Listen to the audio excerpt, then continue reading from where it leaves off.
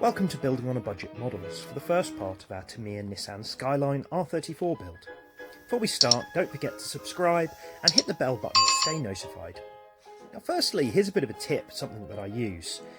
The Tamiya paint instructions are very comprehensive, but I don't entirely use Tamiya paint. Therefore, I write down the codes and the colours on a strip of masking tape and then stick that to my workboard.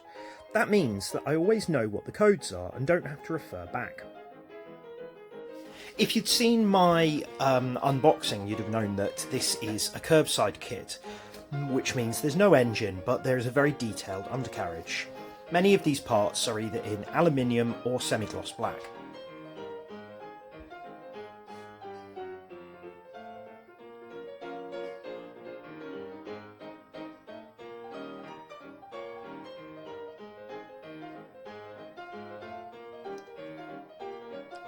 You also apply the paints to the disc brakes at this point. I did them in aluminium to start with, and then did the centres in semi-gloss black and the calipers in Humbrol gold.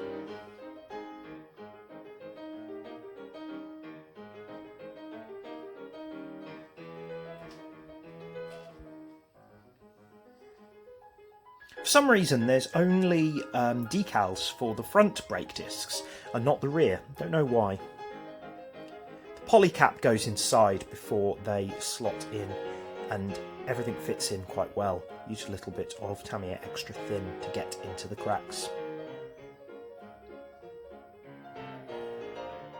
The underside of the car is supposed to be first painted in the same colour as the body, so I first sprayed this in some metallic blue. Then areas like the wheel arches and some of the exposed engine needs to be done in either silver or semi-gloss black. The suspension I'd already done in silver, but then I lightly brushed a brush with some semi-gloss black around the outside to do the suspension coils. These work quite well. Sorry it's not in more focus.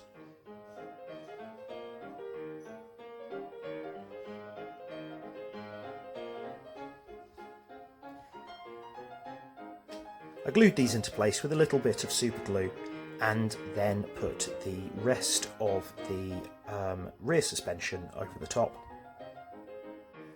The exhaust is mainly one piece with just a couple of small parts at either end and glues onto two small pins on the underside.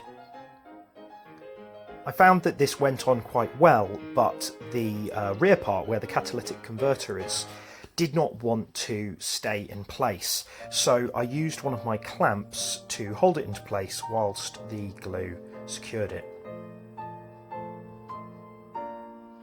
The exhaust tips are part of the chrome, so I sanded off the chrome on the end to help the glue adhere to the catalytic converter a little better.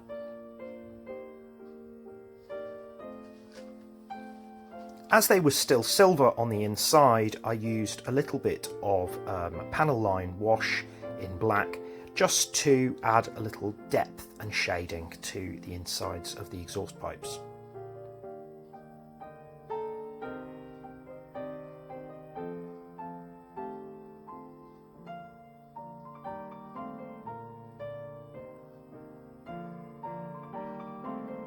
The radiator was done in silver, and then I used a little bit of panel line wash as well with this, and then wiped it off with a cotton bud.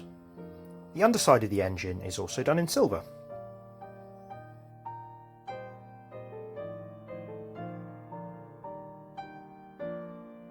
The remaining disc brakes go together just the same way as the front, although they are slightly larger.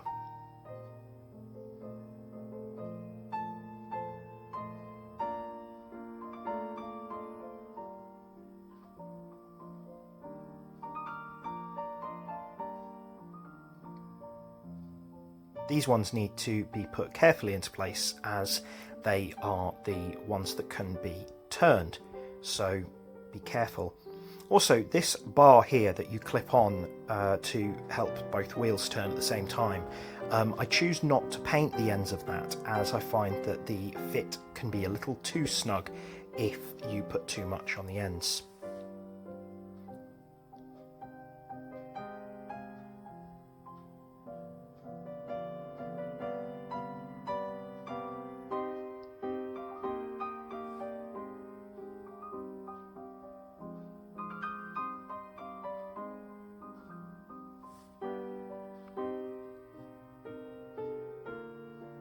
So there are two small Brembo decals that go onto these disc brakes.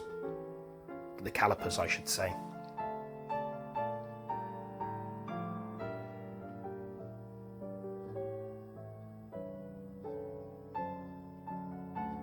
This part here needs to go underneath the bar that turns both of the wheels.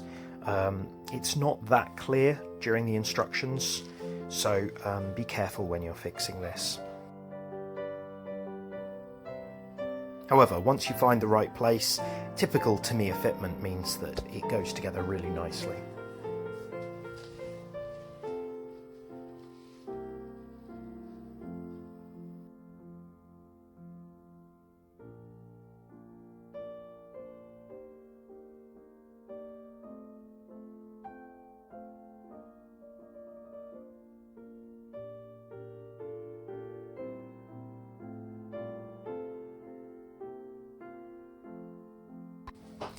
And with this, the undercarriage was completed.